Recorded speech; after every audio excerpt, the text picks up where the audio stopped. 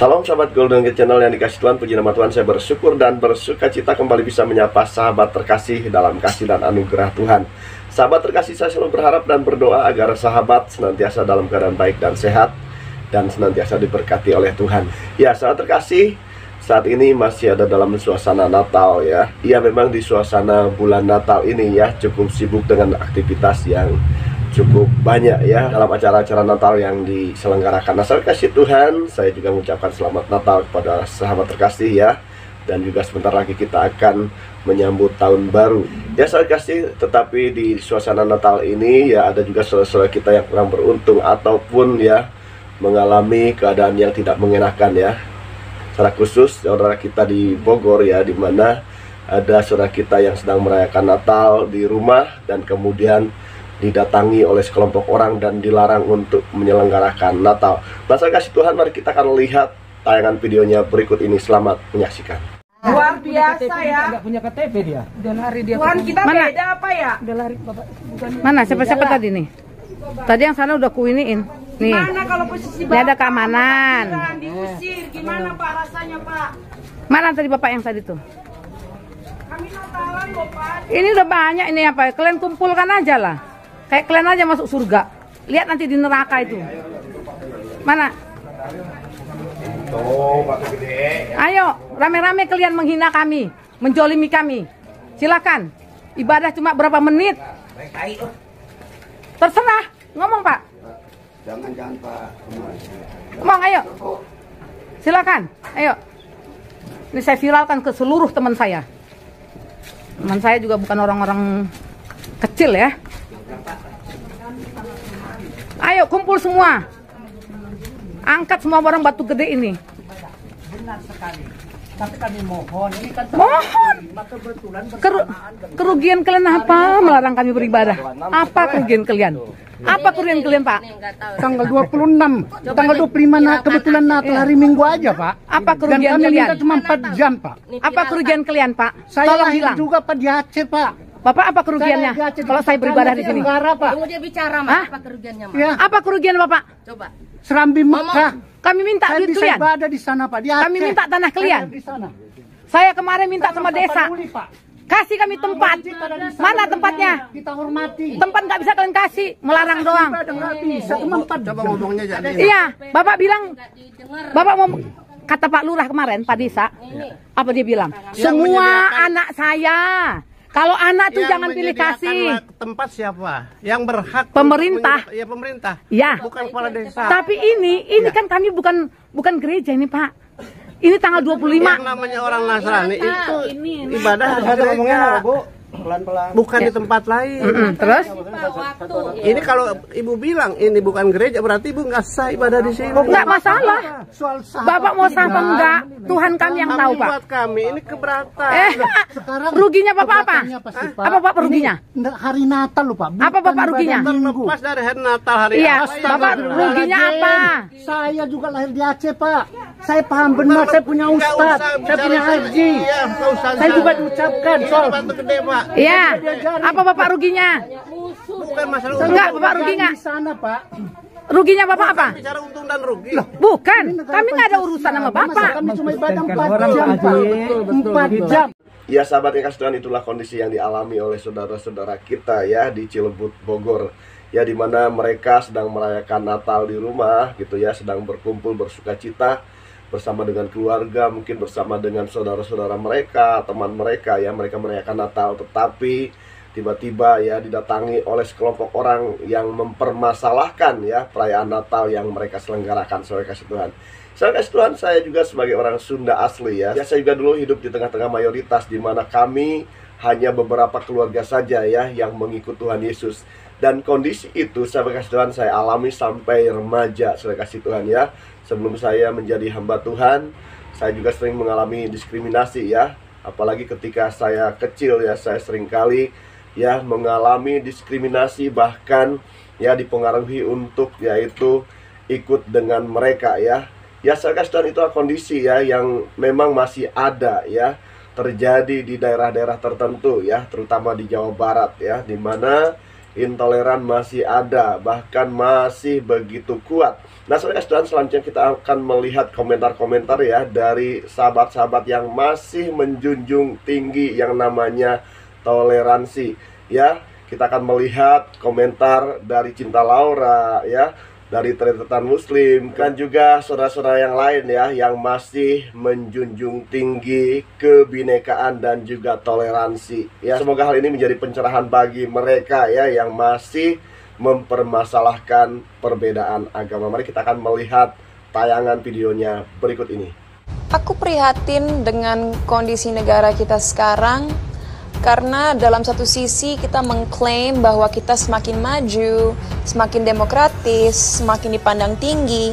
Tapi di dalam negara kita sendiri, kita menjatuhkan satu sama lain, meremehkan satu sama lain, bahkan menyakiti satu sama lain secara mental dan fisik hanya karena perbedaan agama atau kepercayaan.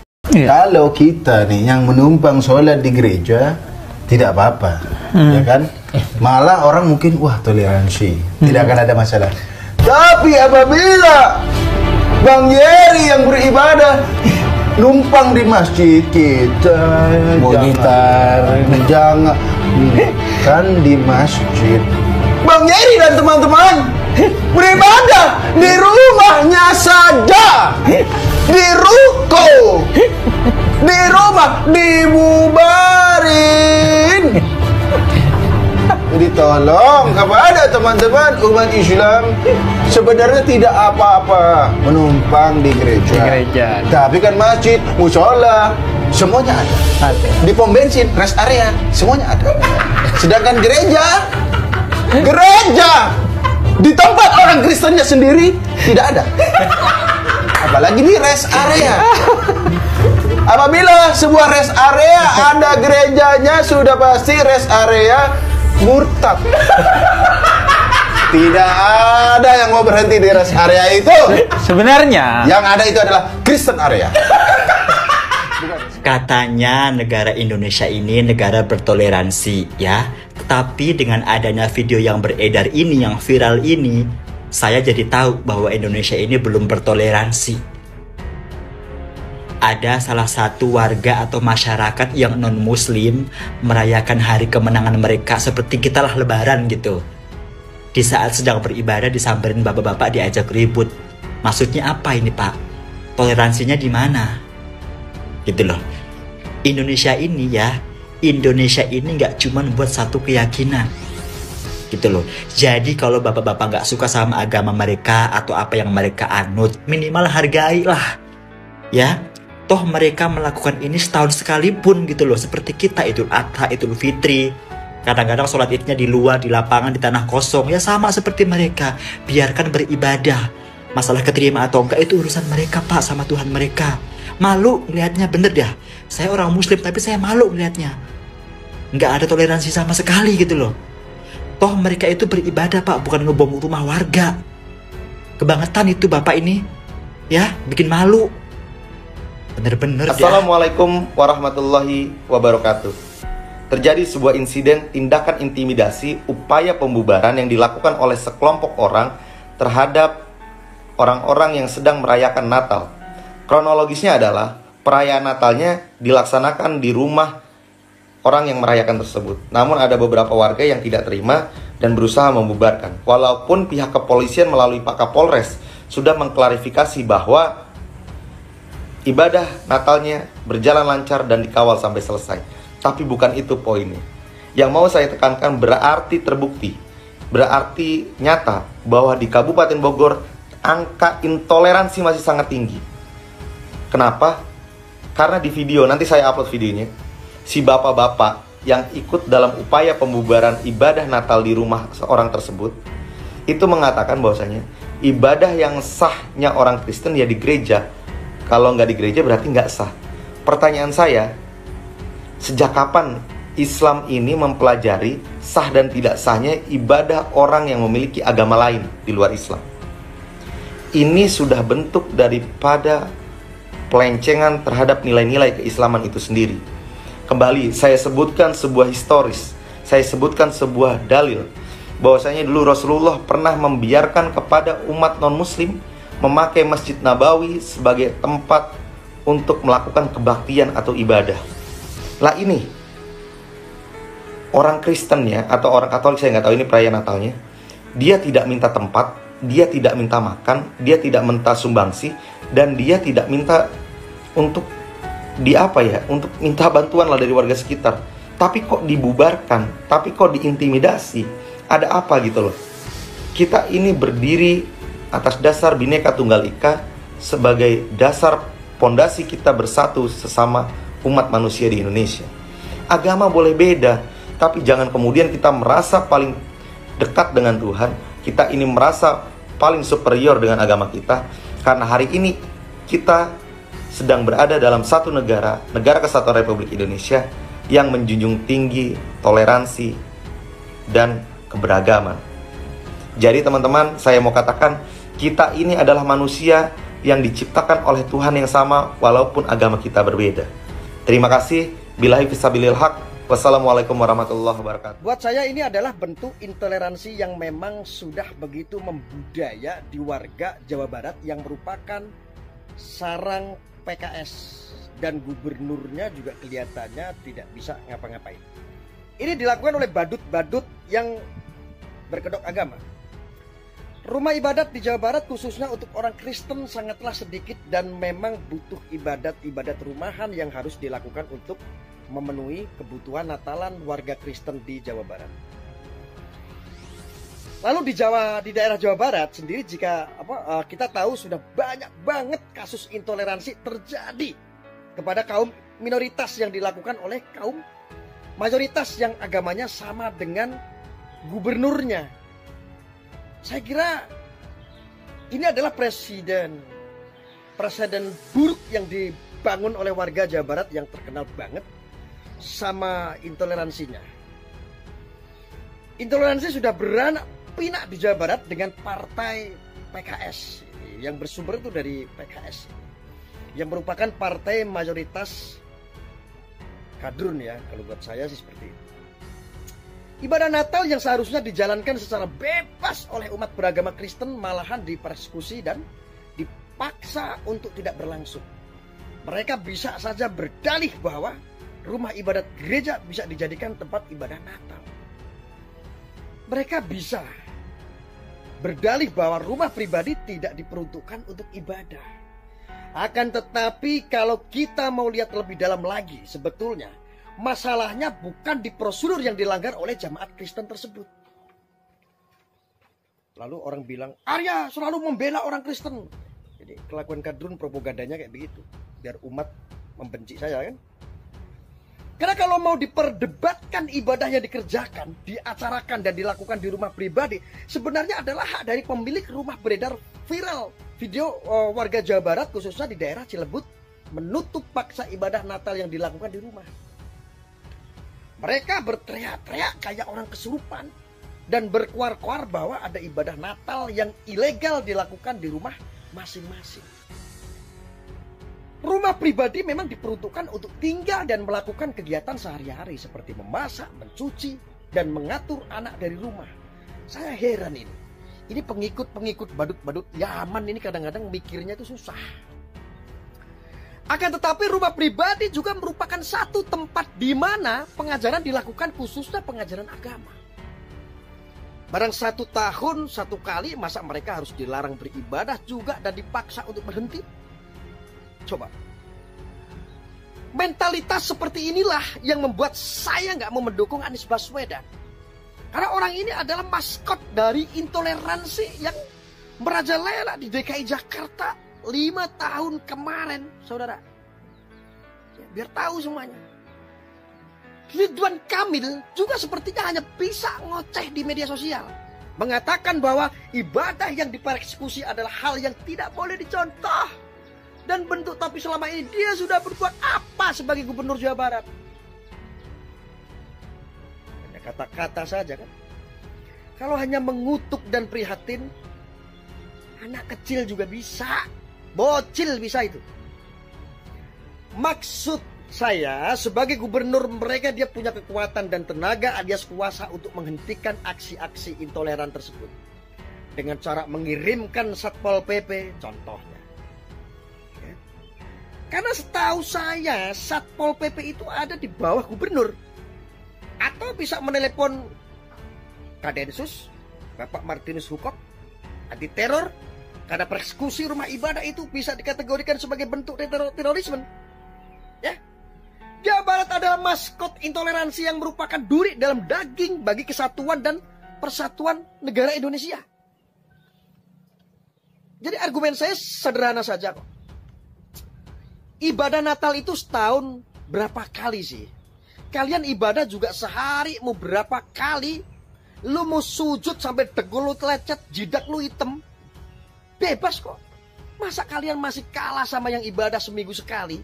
Atau untuk Natal sebagian orang Kristen ibadah setahun sekali? Ternyata keagamaan kalian hanyalah keagamaan yang sifatnya gimmicks. Lu belajar ngaji hanya sampai kerongkongan. Miris, saudara. Kalau pakai argumen mengganggu warga sekitar, memangnya speaker kalian nggak mengganggu setiap hari? Coba, bagaimana menurut kalian, saudara-saudaraku?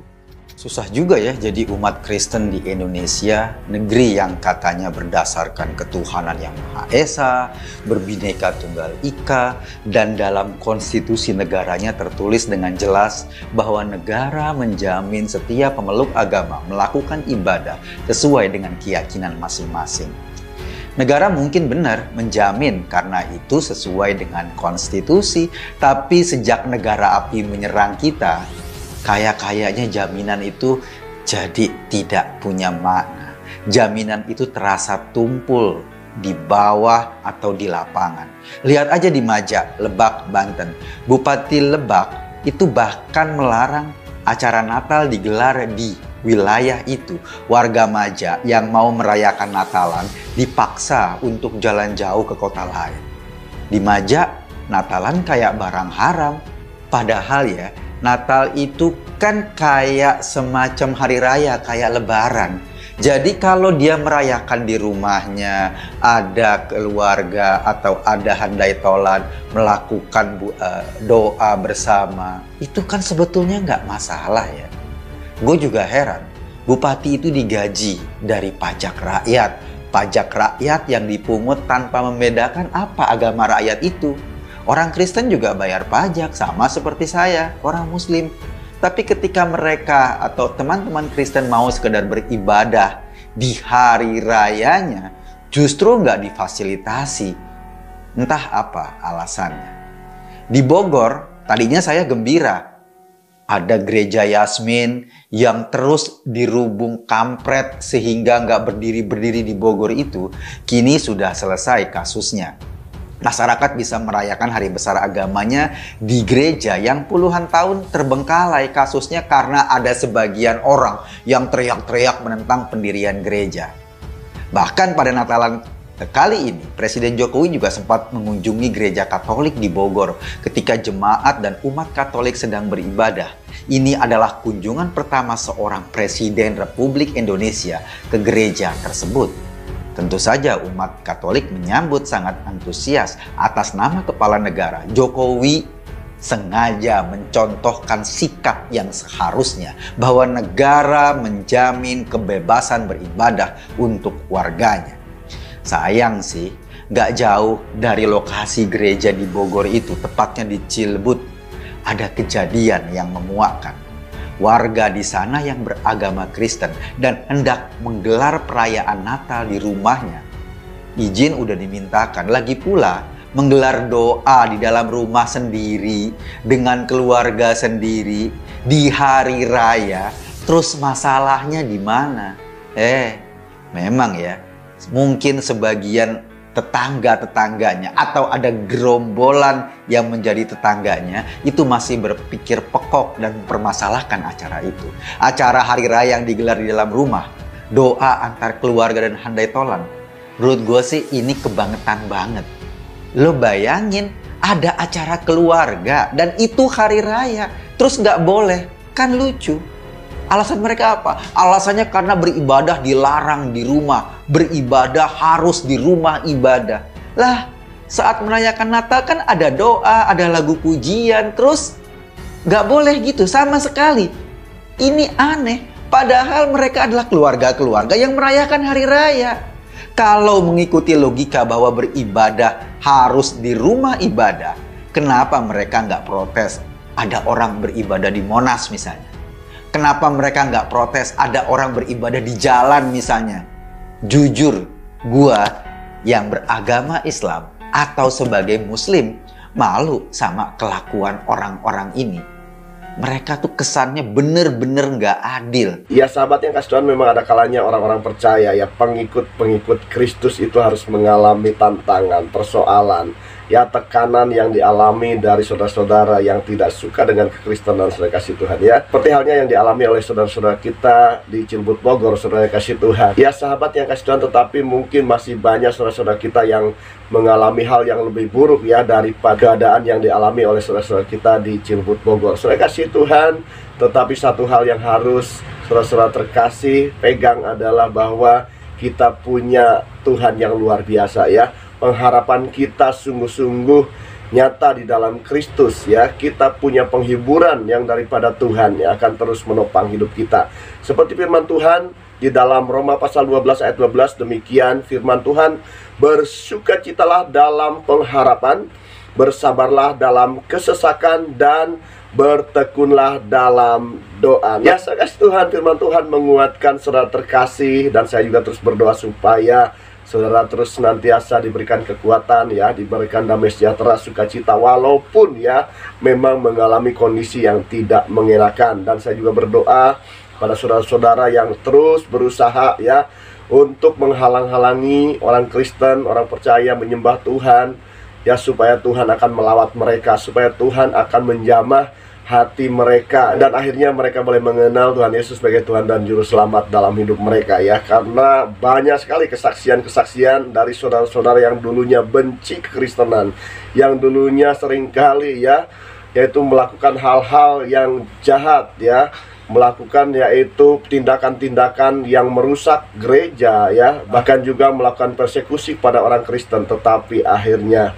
mereka boleh mengenal Tuhan ya. Seperti halnya dalam Alkitab juga ya, Saulus atau Paulus, dia adalah penganiaya jemaat, tetapi akhirnya dia menjadi rasulnya Tuhan ya, yang dipakai oleh Tuhan, dan bahkan rela mati demi Kristus. Terima kasih sahabat, demikian pembahasan yang bisa saya sampaikan, kiranya menjadi berkat bagi sahabat terkasih. Ya, jika sahabat diberkati, tinggalkan komentar di kolom komentar, berikan masukan dan juga saran, dan kiranya channel ini boleh semakin berkembang dan nama Tuhan dipermuliakan. Terima kasih sahabat, Tuhan Yesus memberkati kita sekalian. Haleluya. Amin.